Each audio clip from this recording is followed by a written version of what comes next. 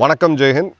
இன்றைக்கி நம்ம சேனலில் உக்ரைன் ரஷ்யா போர் பற்றி ஒரு மிக முக்கியமான அப்டேட் பார்க்க போகிறோம். ஒரு டேஞ்சரஸான சுச்சுவேஷனில் இப்போ இந்த போர் இருக்குது அப்படின்றது நம்ம ஆய்வு செய்யும்போது தெரியுது. ஸோ முக்கியமான கீ டெவலப்மெண்ட்ஸ் என்ன அப்படின்றத பார்க்கலாம். ரஷ்யா தாங்களுடைய அதாவது உக்ரைன்ட்டு ஆக்கிரமித்திருந்த அந்த 25% ஏரியா நைப்பர் நதிக்கு மேற்கு பக்கம் இருக்கக்கூடிய கிழக்கு பக்கம் இருக்கக்கூடிய உக்ரைனிலிருந்து அந்த பகுதியை இவங்க கண்ட்ரோல் எடுத்திருந்தாங்க. இப்போ இந்த இடத்துல கணிசமான அளவுக்கு வார் ஆஃப் அட்ரிஷன் அப்படின்ற முறையில் கொஞ்சம் கொஞ்சமாக உக்ரைன் மீண்டு எடுத்திருக்காங்க அப்படின்றத பார்க்குறோம். ரஷ்ய துருப்புக்களில் இங்கே டிஃபென்சிவ் பொசிஷனில் உட்கார விடாமல் ட்ரோன்ஸ் மற்றும் ரோபோட்டிக்ஸ் மற்றும் ஏஐ பயன்படுத்தி தொடர்ந்து அவங்க மேலே தாக்குதல் நடத்துகிறாங்க. பல இடங்களில் ரஷ்யா பின்வாங்குது. இப்போது இது ரஷ்யா நான் தோக்குதுன்னு சொல்லலை. ரஷ்யா பல இடங்களில் ஏற்கனவே அவங்க கையில் வச்சுருந்த டெரிட்டரியை லூஸ் பண்ணுறாங்க அப்படின்ற போது இப்போது அணு ஆயுதத்தை பயன்படுத்துவோம் அப்படின்னு சொல்லி ஒரு அதாவது ஒரு சீரியஸான ஒரு த்ரெட்டை வந்து இப்போது ரஷ்யா கொடுத்துருக்குறாங்க. இதில் என்ன நடக்குது அப்படின்றத பார்க்குறோம். இப்போது நியூக்ளியர் வாரட் இஸ்காண்டர் எம் மிசைல்ஸ்ன்னு சொல்லக்கூடிய இவங்களை அணு ஆயுதத்தை எடுத்து சொல்லக்கூடிய ஏவுகணைகள் இப்போது ஒரு டெம்பரேஜ் ஸ்டோரேஜ் சைஸ், அதாவது பெலுரஸ்ன்னு சொல்லக்கூடிய ரஷ்யாவுடைய நட்பு நாடு, ஐரோப்பிய நாடாக இருந்தாலும் ரஷ்யாவுடைய நட்பு நாடு, அங்கே இவங்க இது பண்ணி வச்சுருக்கிறாங்க. கிட்டத்தட்ட 7800 பீஸ் ஆஃப் எக்யூப்மெண்ட் மற்றும் 64,000 வீரர்கள் இதில் இருக்கிறாங்க அப்படின்றத பார்க்க போகிறோம். ஸோ பெலுரூஸ்குள்ளே ஒரு மேஜரான நியூக்ளியர் பில்டப்பை ரஷ்யா பண்ணுறாங்க அப்படின்றது தான் ஃபஸ்ட்டு. ரெண்டாவது, ரஷ்யாவுடைய டெப்யூட்டி ஃபாரின் மினிஸ்டர் செர்கோய் அவர்கள் சொல்லும்போது encroachments on Russia or its integral territory by aggressors, including those who may possess such weapons, could prompt us to use these weapons in the worst case scenario. அதாவது இந்த பகுதி அவங்களது தான் அப்படின்றத கிரீமியா occupy பண்ணதுலேருந்தே கணிசமான பகுதிகளில் ரஷ்யா உரிமை கொண்டாடுறாங்க. இப்போ அவங்கள பொறுத்த வரைக்கும் உக்ரைன் கண்ட்ரோலில் இருந்து அவங்க எடுத்த இந்த பகுதிகள் மற்றும் இவங்க ஆக்கிரமிப்பில், அதாவது இவங்களுடைய கையில் இருக்கக்கூடிய ஏற்கனவே இருக்கக்கூடிய பகுதிகளில் அவங்க சாவரன் உரிமையை கொண்டாடுறாங்க. அதாவது இது ரஷ்ய இறையாண்மைக்கு உட்பட்ட ஒரு பகுதி. இதில் யாராவது ஆக்கிரமிக்கணும்னு நினச்சாலோ இல்லை அதற்கான ஆயுதங்களை முன்னெடுத்தாலோ ஒரு ஒஸ்கே சினாரியோவில் நாங்கள் அணு ஆயுதத்தை பயன்படுத்துவோம் அப்படின்னு சொல்லியிருக்காங்க. இதுதான் ரொம்ப ரொம்ப முக்கியமான ஒரு பாயிண்ட்டு. ஏன்னா பிப்ரவரி 2022 அணு ஆயுதம் தன் கையில் இருக்கக்கூடாதுன்னு சொல்லிகிட்டு இருந்த பெலுரூஸ் ஒரு அரசியல் சாசனத்தில் மாற்றத்தை கொண்டு வராங்க. அணு ஆயுதத்தை டிப்ளாய் பண்ணலாம் ரஷ்யா அப்படின்றதும். அதே மாதிரி ஜூன் 2023 பெலுரூஸோட அதிபர் லுகஷெங்கோ அவர்கள் பெலுரூஸ் அணு ஆயுதத்தை பயன்படுத்தும், எங்கள் மேலே படையெடுத்து யாராவது ஏதாவது பண்ணால் நிச்சயமாக நாங்கள் அணு ஆயுதத்தை பயன்படுத்துவோம் அப்படின்னு சொல்லியிருக்காங்க. 2024 நம்ம அன்றைக்கே சொல்லியிருந்தோம், ரஷ்யாவுடைய நியூக்ளியர் டாக்ட்ரைனை அவங்க ரிவைஸ் பண்ணுறாங்க. இது வந்து வெறும் தற்காப்புக்கான இதுவாக மட்டும் இல்லாமல் இதை வந்து நாங்கள் தாக்கவும் பயன்படுத்துவோம் அப்படின்ற அளவுக்கு அவங்க மாற்றுறாங்க. ஸோ இங்கே கோர் என்னென்னா, உக்ரைனுடைய பகுதிகள், அதாவது அமெரிக்கா ரெகனைஸ் பண்ண உக்ரைன், உலகம் ரெகனைஸ் பண்ண உக்ரைன் வச்சுருக்கலாம். அதில் இருக்கக்கூடிய கணிசமான பகுதிகள் கிட்டத்தட்ட 25% ரஷ்யாட்ட இருக்குது. இப்போ ரஷ்யாவோடைய கிளைம் என்னென்னா, இது எங்களுடைய பகுதி, எங்கள் இறையாண்மைக்கு உட்பட்ட பகுதி, இதில் யாராவது தாக்குதல் நடத்தினாங்க அப்படின்னா நாங்கள் வந்து அணு ஆயுதத்தை பயன்படுத்துவோம் அப்படின்றது தான் இங்கே இருக்கக்கூடிய மிக முக்கியமான பாயிண்ட்டு. இப்போது இந்த இடத்துல நேட்டோவோடைய ரெஸ்பான்ஸ் இப்போ வரைக்கும் வெறும் பேச்சாக மட்டும்தான் இருக்குது. நேட்டோ பெரிய அளவுக்கு ரெஸ்பாண்ட் பண்ணல. ஏன்னா நேட்டோவோட மிக முக்கியமான பார்ட்னராக இருக்கக்கூடிய அமெரிக்கா இப்போ நேட்டோவை கைகழுவிருக்காங்க அப்படின்றத பார்க்குறோம். ரெண்டாவது, உக்ரைனோடைய சுப்பீரியாரிட்டி எங்கே வருதுன்னு பார்த்திங்கன்னா குறிப்பாக ட்ரோன் தாக்குதலில் இப்போது ரஷ்யாவோடைய லாங் ரேஞ்ச் ட்ரோன் ஸ்ட்ரைக்ஸ் அப்படின்றது பெருமளவுக்கு உக்ரைன் வந்து இப்போ தடுத்துருக்குறாங்க. இது வந்து மார்ச் மாதத்துலேருந்து இந்த ட்ரெண்டை வந்து நம்ம பார்க்க முடியுது. அதே மாதிரி மார்ச் மாதத்துக்கு பிறகு ரஷ்யாவோடைய ஆயில் ரிஃபைனரிஸை குறி வச்சு இவங்க தாக்கிட்டு இருக்காங்க. இது எந்த லெவலுக்கு போயிருக்கு அப்படின்னு பார்த்தீங்கன்னா, ரஷ்யாவில் இப்போ பெட்ரோல் டீசல் ஷார்ட்டேஜ் ஏற்பட்டு ரிஃபைனரி வேலை செய்யாதனால க்ரூட் ஆயிலை சைனாக்கு அமிச்சு அங்கேருந்து ரிஃபைன் பண்ணி மீண்டும் பெட்ரோல் டீசலை அவங்க இம்போர்ட் பண்ணக்கூடிய சூழ்நிலையில் இருக்காங்க. மார்ச் 2026 மட்டும் 7000 லாங் ரேஞ்ச் ட்ரோன்ஸை உக்ரைன் லான்ச் பண்ணாங்க. இது வந்து பார்த்திங்கன்னா 24 1000, 25 3000, 26 அப்படின்னு பார்த்தீங்கன்னா 7000, கிட்டத்தட்ட 7 மடங்கு ஆயிருக்கு இந்த போர் துவக்கத்துலேருந்து. ஸோ இதில் கியோட ஸ்கூல் ஆஃப் எக்கனாமிக்ஸ் என்ன சொல்கிறாங்க அப்படின்னு பார்த்தீங்கன்னா, உக்ரைனோடைய ட்ரோன் தயாரிப்பு அப்படின்றது கிட்டத்தட்ட 1 கோடி யூனிட்ஸ் ஆவரேஜாக ஒரு வருஷத்துக்கு அப்படின்னு சொல்கிறாங்க. அதே மாதிரி உக்ரைனோட ஏஐ பவர்ட் டார்கெட்டிங் சிஸ்டம், இங்கே தான் பலாந்திர்னு சொல்லக்கூடிய அந்த அமெரிக்க நிறுவனம் வருது. அவங்களுடைய பிரிஸ்மா பிளாட்ஃபார்ம்ஸை இவங்க யூஸ் பண்ணுறாங்க அப்படின்றத ரொம்ப தெளிவாக பார்க்க முடியுது. இப்போது ரொம்ப முக்கியமான காரணம் என்ன, இது ஏன் டேர்னிங் பாயிண்ட்டுன்னு நான் சொல்கிறேன்னா, டாவோஸில் வேர்ல்டு எக்கனாமிக் ஃபாரம் நடக்கும். உலகத்தோடைய பெரிய தலைவர்கள், நிறுவனத்தோடைய இவங்கெல்லாம் போய் பண்ணுவாங்க. அதே மாதிரியான ஒரு வேர்ஷனை ரஷ்யாவும் பண்ணுவாங்க. அது அவங்களுடைய மிக முக்கியமான நகரமான செயின்ட் பீட்டர்ஸ்பர்கில் நடக்கும். Saint Petersburg International Economic Forum, SPIEF அப்படின்றது ரஷ்யாவுடைய ஒரு ஃப்ளாக்ஷிப் எக்கனாமிக் ஈவெண்ட். இந்த இடத்துல இந்த கான்ஃபரன்ஸ் நடக்குது. உலகத் தலைவர்கள்லாம் அதில் வந்திருக்கிறாங்க. அங்கேருந்து சில கிலோமீட்டர் தொலைவில் இருக்கக்கூடிய செயின்ட் பீட்டர்ஸ்பர்கோட ஆயில் டெர்மினல் மற்றும் க்ரான்ஸ்டாடுன்னு சொல்லக்கூடிய ரஷ்யாவுடைய மிலிட்ரி பேஸ் ரெண்டும் ஒரே நேரத்தில் தாக்கப்பட்டிருக்கு உக்ரைனோடைய ட்ரோன் தாக்குதலால். அதே மாதிரி பார்த்தீங்க அப்படின்னா, க்ரான்ஸ்டாட்டோடைய நேவல் பேஸில் ரஷ்யாவுடைய ஒரு போர்க்கப்பலும் இந்த தாக்குதலுக்கு உள்ளாயிருக்கு. இந்த உலகத் தலைவர்கள் வர்ற இந்த காட்சிகள்லாம் வரும்பொழுது லாங் ஷாட்டில் பார்த்தீங்க அப்படின்னா திடீர்னு ஒரு பெரும் கரும்புகை வெடித்து ஒரு கரும்புகை வரக்கூடியதை நம்ம பார்க்க முடியுது. ஸோ இந்த இடத்துல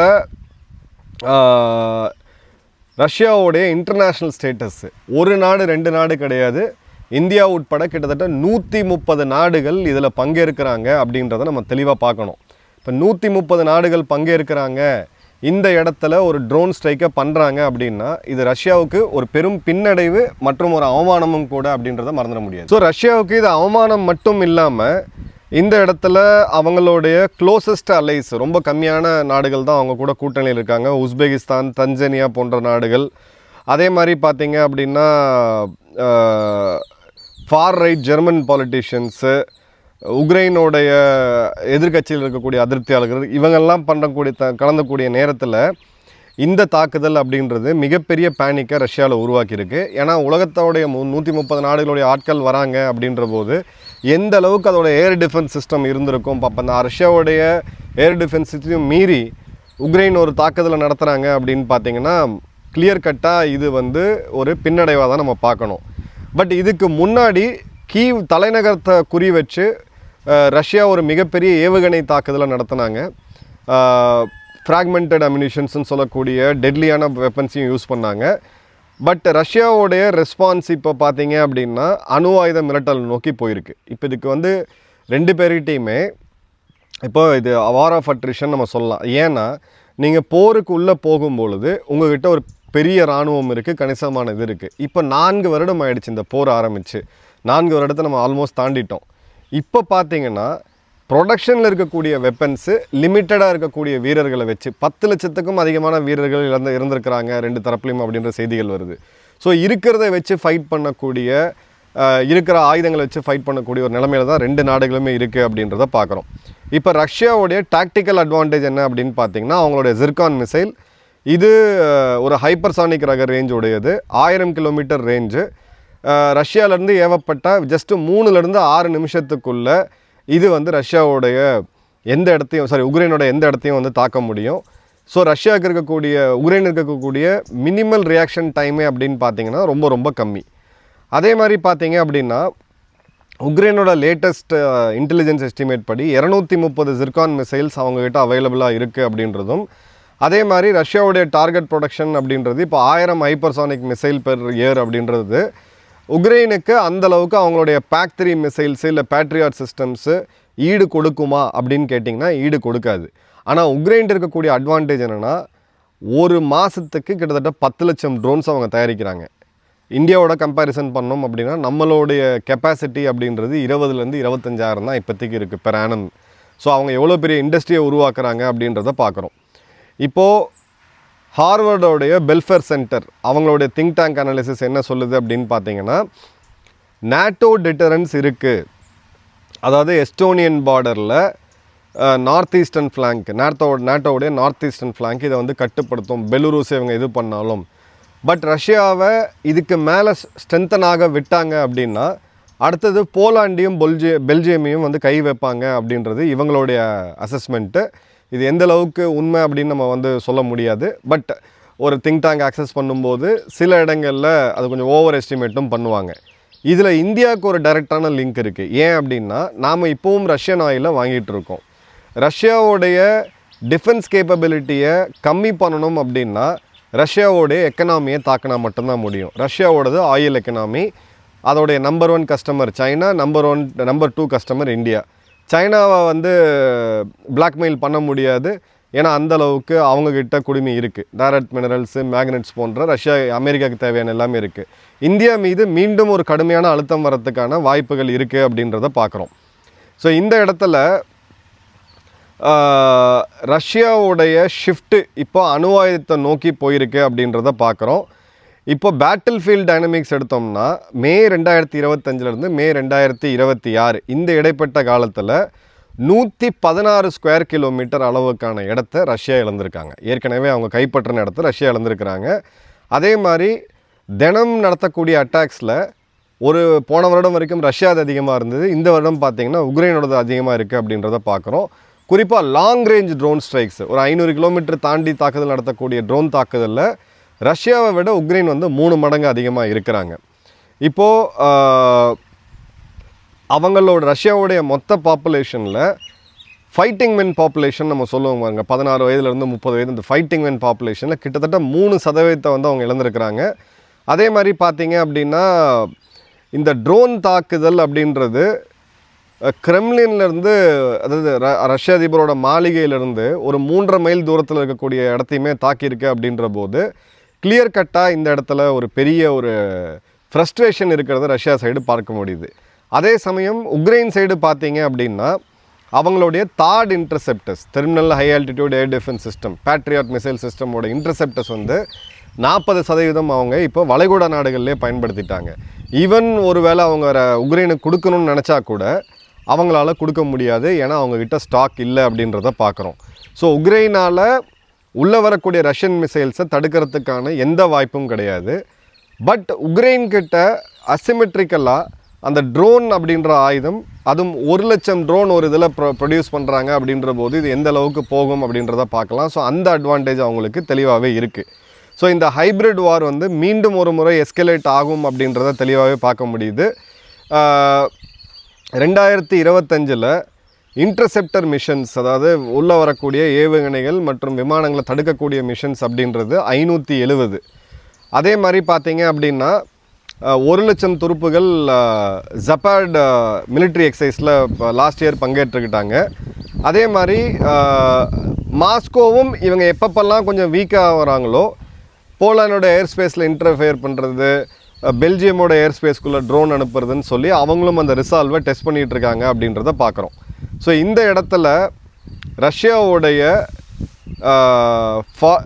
அவங்களே ஒரு ரூல் போட்டுக்கிட்டாங்க. அது என்ன, சிவிலியன் ஏரியாவை நாங்கள் தாக்க மாட்டோம், அதே மாதிரி பார்த்தீங்கன்னா நாங்கள் பெரிய ஏவுகணைகளை தேவையில்லாமல் யூஸ் பண்ண மாட்டோம் அப்படின்றது.